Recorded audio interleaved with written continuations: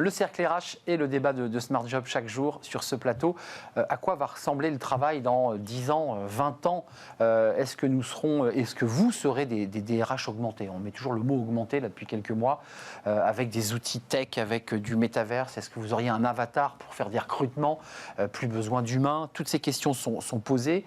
On va parler évidemment des seniors, parce que certains sont un peu perdus et un peu dépassés. Puis il y a les jeunes qui arrivent, qui eux sont connectés, ont leur téléphone, ont leur banque en ligne et font du recrutement et se font recruter en ligne. Tout ça, évidemment, est assez compliqué. On va essayer d'y voir clair avec mes invités. Jérémy Lamery, merci d'être avec nous. Vous êtes le CEO de Tomorrow Theory et auteur de Métaverse et RH. C'est un livre qui va sortir dans quelques semaines. Tout à fait. C'est ça? Oui. Chez octobre chez Duno. Chez Duno. Et je sais que vous viendrez nous en parler dans le livre de Smart Job. Merci d'être avec nous. Julien Malorand, vous êtes professeur en système d'information, co-directeur académique du MetaLab à l'ESSEC. Vous avez une expertise et un regard sur ce sujet, on vous écoutera évidemment. Et puis avec nous, Élodie Gentina. Bonjour Élodie. Bonjour. Vous étiez il y a une quinzaine de jours en visio avec nous dans un débat sur la génération Z. Vous êtes associée de professeur à l'IESEG, on dit bien? J'ai bien dit? Exact, IESEG. J'avais une peur folle de prononcer ce mot. IESEG School Management, conférencière et spécialiste cette génération Z avec ce livre chez Duno, des Z consommateurs aux Z collaborateurs, sorti donc chez Duno et un prochain livre en préparation. Pour octobre 2023. Sur la thématique Manager la génération Z, avec beaucoup de témoignages de DRH dirigeants. Je vais m'autoriser à vous poser à vous la première question, parce que professeur, vous êtes engagé sur cette question des métaverses, mais quand on vous pose la question de manière un peu académique ou journalistique, le futur du travail, vous le regardez comment et vous l'imaginez comment? Pluriel, c'est-à-dire qu'aujourd'hui, je pense que les jeunes ne voient plus du tout le salariat comme une obligation ou comme une raison d'être. Ça, c'est quelque chose qui ressort de manière très, très criant. Pluriel aussi dans le sens où ils se voient sur différentes technologies, ils ne se voient pas sur une seule et même technologie, ils sont en permanence dans une logique d'apprentissage. Donc ça, c'est aussi quelque chose qui est nouveau. Et enfin, ils se voient passer d'une mission à l'autre de manière extrêmement fluide, c'est-à-dire qu'on peut travailler pour plusieurs employeurs pendant la même journée. Et ça, c'est quelque chose qui est vraiment nouveau. J'allais y venir. Je pose la question, Élodie Gentina, ça coule de source, mais ce n'est pas la fin du travail au sens de la production d'activités tertiaires ou industrielles, mais c'est la fin du rapport à un patron, à un lien de subordination. Est-ce que vous êtes d'accord avec ça? Est-ce que c'est un peu ça vers ce où on va, c'est-à-dire l'auto-entrepreneuriat, la création de son entreprise, plus de liberté? Exact. En fait, quand on parle de l'entreprise de demain, on parle d'entreprise apprenante, partageante, l'entreprise archipel. En fait, le manager, le chef devient un manager. Le travail n'est plus au centre de tout. On peut se poser la question si la notion de métier existera toujours demain. Est-ce qu'on parlera de mission? Est-ce que le CDI existera toujours? Ça, c'est des questions que vous vous posez aussi? Ah oui, complètement. En tant que professeur, en tant qu'experte aussi? Bien sûr. Parce que les jeunes viennent percuter ces modèles, ces vieux modèles issus de nos usines, pour le dire simplement. Quand on parle d'engagement ou de loyauté, aujourd'hui, c'est complètement différent. Ils ont un sens à l'engagement qui est différent puisqu'ils sont dans l'instantanéité. Donc, ils ont une relation future qui est différente. Donc, quand on parle de plan de carrière, ça ne leur parle plus forcément. Ils ne sont pas prêts à attendre 3 ans, 5 ans ou 10 ans pour rester dans la même entreprise, pour gravir les échelons.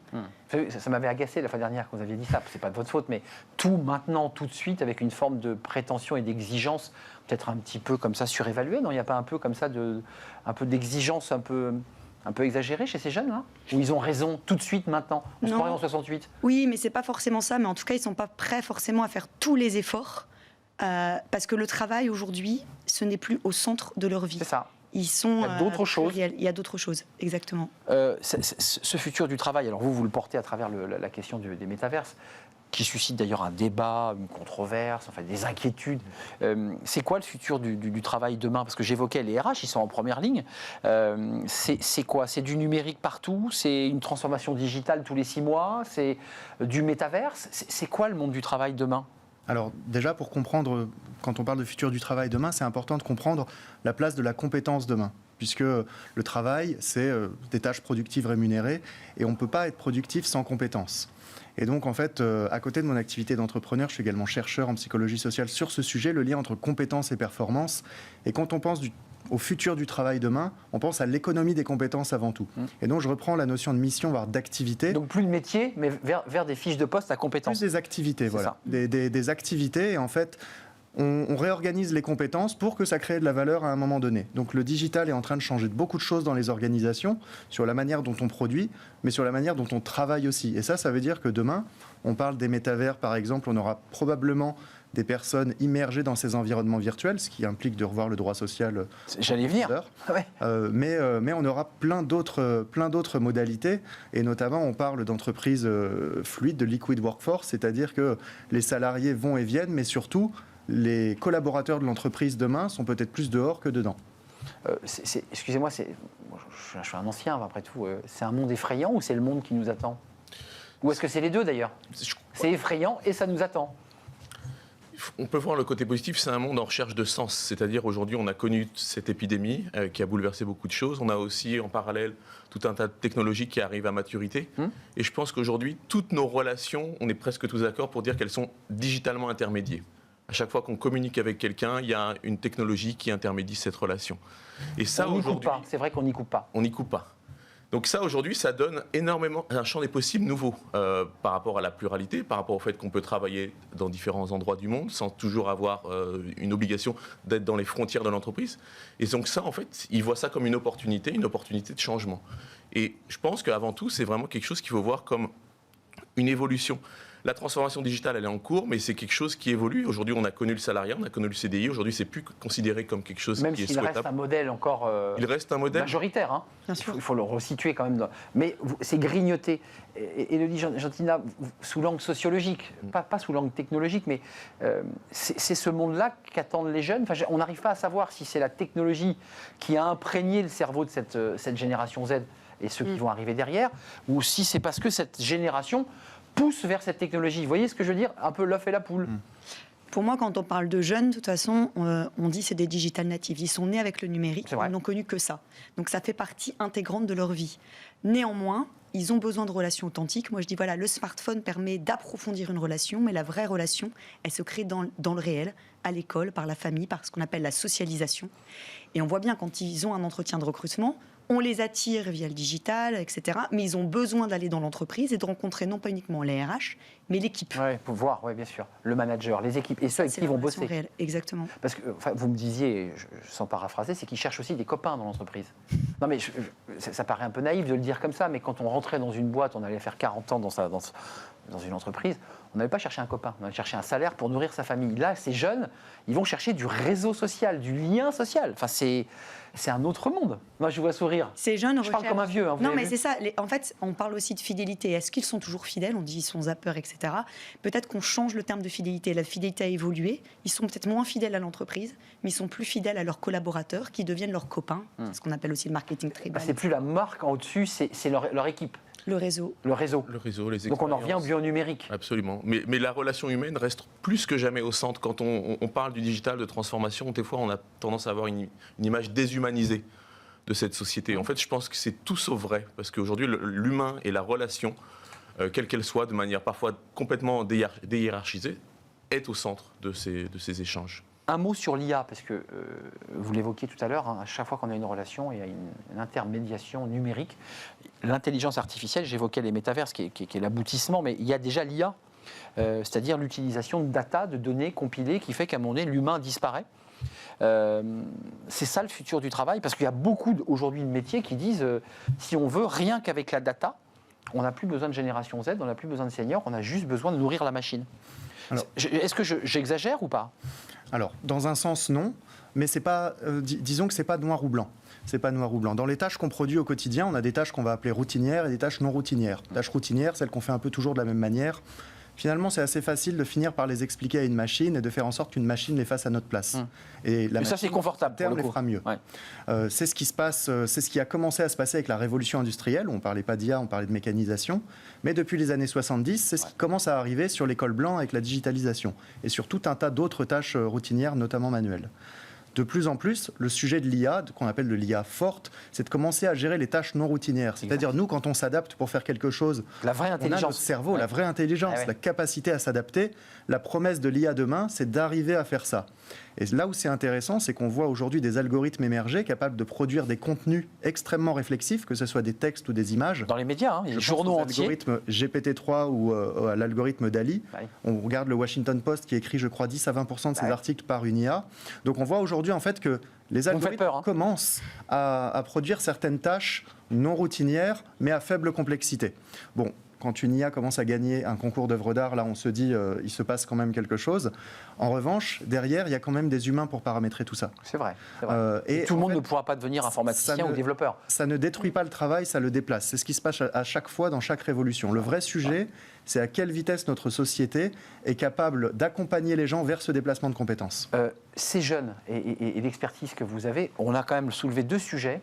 Alors le métavers, j'aimerais qu'on en parle, j'aimerais vous entendre aussi, parce que quel est le rapport de ces jeunes générations Z au métavers, c'est-à-dire l'idée d'avoir un avatar et de vivre dans un monde virtuel. Ça, c'est un premier sujet. Puis le deuxième, c'est quand même le modèle éducatif et le modèle du travail. Le modèle éducatif est plus du tout adapté à ce qu'on nous décrit sur le plateau. Enfin, c'est-à-dire, on est encore dans des modèles classiques et on nous dit que c'est des sommes de compétences qui vont faire la qualité d'un collaborateur. Enfin, je veux dire, ça colle plus. C'est clair qu'on peut se poser la question aussi du rôle de l'école, oui. De l'éducation nationale. Et quand on pose la question à ces jeunes, est-ce que tu crois encore en l'école ? 34% disent oui. Et en entreprise, ils disent, je vais plutôt apprendre de l'entreprise à 56%. C'est ça. Donc en fait, tout à l'heure, Jérémy le disait, on est dans une société fluide. On apprend au-delà des frontières de l'école. On doit vraiment se questionner sur quelle doit être notre méthode d'apprentissage, développer l'esprit critique, la connexion, la coopération, les apprendre aussi sur la digitalisation, la programmation dès le plus jeune âge, etc. 65% des élèves de CE2 ne savent pas encore quels métiers ils exerceront demain, puisque les métiers n'existent pas encore tous. C'est tous les métiers qu'on n'a pas encore inventés. La question du droit du travail, elle est clairement posée. Alors, il n'y a pas d'avocat sur ce plateau, mais on voit bien que le métaverse pose ces questions. Je fais une réunion métaverse d'un niveau incroyable, mais je suis en métaverse. Est-ce que je suis en train de travailler ? Est-ce que c'est mon avatar qui travaille ? Enfin, toutes ces questions-là sont posées. C'est ça le futur du travail aussi, c'est une forme de dérégulation, je dirais, des modèles du XXe siècle ? Dérégulation, je ne sais pas, mais en tout cas... C'est un mot politique, quand on dit déréguler. L'idée véritablement est là, c'est-à-dire qu'il faut réinventer un cadre du travail, il faut réinventer même peut-être un cadre constitutionnel qui nous permet de comprendre comment est-ce qu'on va gérer son avatar, comment est-ce qu'on va gérer les données issues de son avatar, parce que là, on est face à une nouvelle forme de données. On parle des données qui sont générées par les utilisateurs. Exactement. Et ça, c'est vraiment des choses qui sont nouvelles. Aujourd'hui, le cadre, à la fois du travail, mais même régulationnel au sens large, n'est pas prêt pour ça. Mais on commence à avoir des avocats qui se concentrent sur les NFT, sur tous ces sujets de... Il y a des enjeux de droit. Élodie Gentina et Julien. Si on parle aussi de ça, on peut parler aussi du contrat d'exclusivité. Est-ce qu'une entreprise doit encore imposer un contrat d'exclusivité, sachant que un quart des actifs exercent une deuxième activité rémunérée ? Oui. Et qu'on encourage d'ailleurs à ça. Exactement. Cette question d'exclusivité, elle tombe. Un jour, comme Welcome to the Jungle, le mercredi ou le vendredi, les collaborateurs ne travaillent pas, ils ont un jour off pour faire autre chose. Et Welcome to the Jungle est quand même beaucoup cité aujourd'hui dans notre émission, parce que l'avocate qui est venue juste avant nous parler de la semaine des 4 jours et évoquait le modèle Welcome to the Jungle. Le métaverse pour les RH, pour juste le rendre focus, parce qu'on voit qu'il y a un côté ludique, on a son avatar, on se balade, tout ça est sympathique. Pour les RH, utile ou pas ? Parce qu'il y a des RH qui nous disent, après tout, c'est peut-être plus simple de faire du recrutement sur métaverse. Ça casse les barrières, on est moins angoissé, c'est l'avatar qui parle. Vous y croyez ou pas, comme outil de recrutement ? Déjà, il faut qu'on soit clair sur la notion de métavers. Le vrai métavers. Le métavers aujourd'hui n'existe pas. Bon. C'est pas parce qu'on met des lunettes de réalité virtuelle qu'on est dans un métavers. Derrière la notion de métavers, on ne va pas rentrer dans le détail là, mais il y a de nombreux principes autour de la décentralisation de certains actifs, autour du niveau d'immersivité, de fidélité visuelle. Aujourd'hui, on n'y est pas vraiment. On peut, et puis en plus, quitte à promouvoir un concept de métavers, autant qu'il soit acceptable. Aujourd'hui, on va parler de plateforme de réalité virtuelle. D'accord. On peut parler de l'exemple de Carrefour qui a cherché à attirer des talents de la data dans un environnement virtuel sur Sandbox. On peut parler... Ça a marché d'ailleurs ?